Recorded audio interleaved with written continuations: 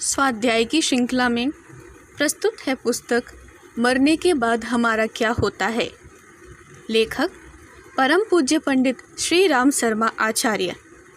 Audio 11 व अंतिम। स्पष्ट है कि जहाँ मनुष्य शरीरों का कुछ असाधारण प्रयोग हुआ तो वहाँ भूत बाधा जैसी गड़बड़ें बहुत देखी जाती हैं। शमशान, कब्रिस्तान, फांसी घर, जीवाखाने आदि स्थानों का वातावरण बड़ा आतंकित रहता है। इन स्थानों में शरीर यंत्र का असाधारण उपयोग किया जाता है, जिसके कारण उन शरीरों के कुछ परमाणु वहाँ जम जाते हैं और समय समय पर अपना अस्तित्व प्रकट करते हैं। उन स्थानों की समीपता में आने वाले को भय और आतंक उत्पन्न करने वाले कई प्रकार के अनुभव होते हैं। जिन घरों में हत्याएं होती हैं, दुष्ट कर्म होते हैं, उनमें भी ऐसा ही भयानक वातावरण बना रहता है। इन भयंकरताओं की मूल में वे परमाणु हैं जो भूतपूर्व व्यक्तियों के शरीर से असाधारण प्रतिक्रिया द्वारा निकले हैं। वे आत्माएं भले ही मर चुकी हों, दूसरी जगह जन्म ले चुकी हों या जीवित हों, जो भी स्थिति हो, पर उनके सूक्ष्म शरीर से निकले हुए यह प्रेत स्वतंत्र रूप से बहुत काल तक अपना अस्तित्व बनाए रहते हैं और परिचय देते रहते हैं। इन परमाणु प्रेतों द्वारा भी वैसे ही विस्मयजनक भयंकर कार्य होते हैं जैसे अन्य प्रकार के भूतों द्वारा हो सकते हैं। चौथा, इंद्रिय भागों से अतृप्त वासनाग्रस्त प्रेत अपने प्रियजनों पर विशेष रूप से आतंक जमाते हैं, क्योंकि उनका पहले से ही उनसे परिचय होता है और अपने पूर्व अनुभव के आधार पर वे सोचते हैं कि इच्छाएं इनके द्वारा पूरी हो सकती हैं। खाने पीने की चीज़ों की उनकी इच्छा अधिक होती है। कोई अपने लिए चबूतरा, वृक्ष आदि रहने योग्य स्थान चाहते हैं। किन्हीं को दान, पुण्य, तीर्थ यात्रा, देव दर्शन आदि शुभ कर्मों में रुचि होती है। कोई अपनी आज्ञा पालन करा के अपने अहंकार को पूरा कराना चाहते हैं। जो भी उनकी इच्छा हो उसे पूर्ण कराने के लिए वे उपद्रव करते हैं, और जब उनकी इच्छा पूर्ण हो जाती है तो संतुष्ट हो जाते हैं। इनके निवास स्थानों को अपवित्र करने वाले, वहाँ विघ्न बाधा उपस्थित करने वाले ही अक्सर उनके क्रोध भाजन बनते हैं।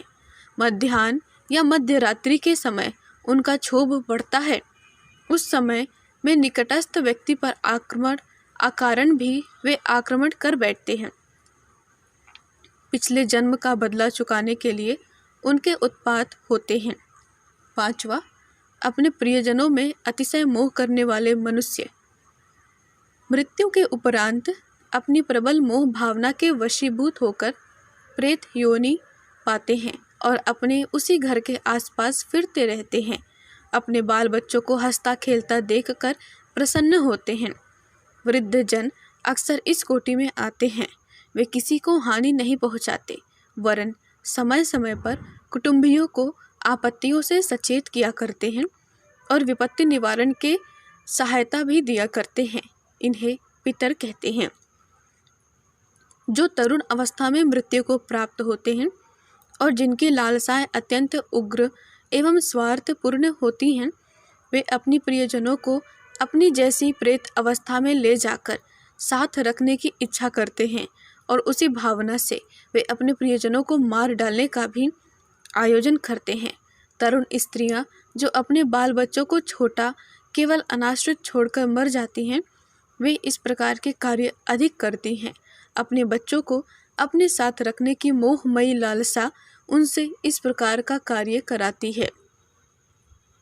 छठा, तांत्रिक साधनाओं द्वारा छाया पुरुष, भैरव भवानी, बैताल, पीर, जिन्न, पिशाचिनी आदि की सिद्धि की जाती है।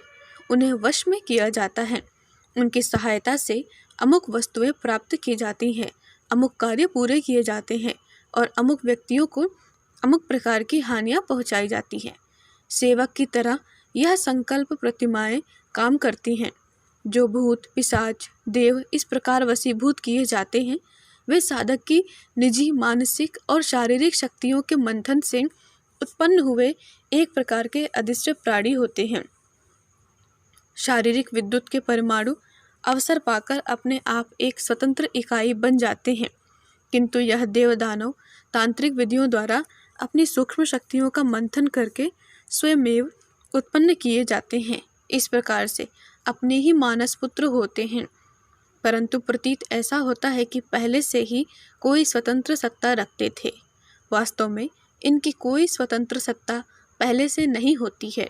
साधक उन्हें स्वयं उत्पन्न करता है। जितनी दृढ़ उसकी श्रद्धा और साधना होती है, उसी अनुपात से इन देवदानवों की कार्यशक्ति होती है। दुर्बल मानसिक बल वाले ऐसी कोई प्रतिमा वशीभूत कर ले तो भी उसकी कार्यशक्ति बहुत ही तुच्छ रहेगी। इसके द्वारा कोई महत्वपूर्ण कार्य न हो सकेगा। हाँ, जिनका मानसिक बल बढ़ा चढ़ा है, उसका देवदानव भी सशक्त होगा। एक की सिद्ध प्रतिमा दूसरी प्रतिमा से लड़ भी जाती है, और जो बलवान होती है वह दूसरे को परास्त करके अपना कार्य पूरा करती है। मरण आदि की भयंकर क्रियाएं इन संकल्प पुत्रों द्वारा ही की जाती है। 7वां, जीवन मुक्ति आत्माओं के बारे में पीछे स्वतंत्र रूप से बहुत कुछ कहा जा चुका है। यह आत्माएं मनुष्य को सर्वदा शुभ मार्ग पर चलने के लिए प्रोत्साहन करती हैं, शुभ कर्म करने वालों पर प्रसन्न रहती हैं, अपनी स्वाभाविक उदारता के कारण लोगों को उन्नति के कार्यों में सहायता दिया करती हैं। इनके द्वारा इन समाज का हित ही होता है, अनहित नहीं। अंतरिक्ष में ऐसे अनेक सिद्ध महात्मा तथा महापुरुषों के सूक्ष्म शरीर उड़ते रहते हैं, और वे समय समय पर मानव प्राणियों को सत्कर्मों में सहायता प्रदान किया करते हैं। उपरोक्त 7 प्रकार के प्रेतों का परिचय जानने के उपरांत पाठक इन नतीजे पर पहुँचे होंगे कि जीवन मुक्त आत्माओं के अतिरिक्त चाहो प्रकार के प्रेत हमें लाभ कम और हानि अधिक पहुँचाते हैं। लाभ का विषय ऐसा है कि उस पर विचार करने की कुछ आवश्यकता नहीं, क्योंकि लाभ किसी को बुरा नहीं लगता। यदि किन्हीं प्रेतों के द्वारा कुछ लाभ पहुँचता है तो उसके लिए किसी को कुछ चिंता नहीं होती।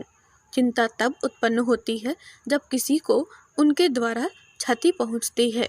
जब प्रेतों द्वारा किसी प्रकार की हानि पहुँचती है, तब उसका निवारण करने के लिए हमें चिंतित होना पड़ता है। अब यह जानना है कि प्रेतों के उत्पात से किस प्रकार अपना बचाव किया जा सकता है। यद्यपि ऐसे उत्पात बहुत ही कम होते हैं, तो भी जिन्हें उस अवस्था में पड़ जाने का दुर्भाग्य प्राप्त होता है, उनके भय, कष्ट और दुख का ठिकाना नहीं रहता।